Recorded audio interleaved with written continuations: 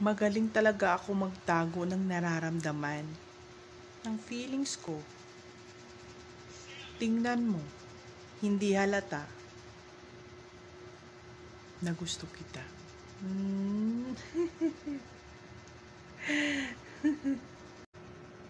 Ito lang naman din ang masasabi ko, mga palalabs. Kasi ako yung taong napaka-open. Halatang halata pag may crush ako sa isang tao, pag gusto ko siya. Ganun. Very showy ako na tao.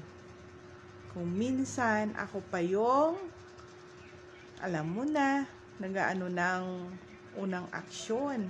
Pinapakita ko na gusto ko siya. Ganun. Hindi naman masama, di ba? Hindi naman masama. Kung gusto ka, di okay. Kung hindi naman, di okay lang din, di ba?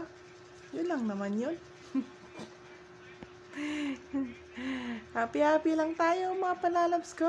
Thank you. God bless sa ating lahat.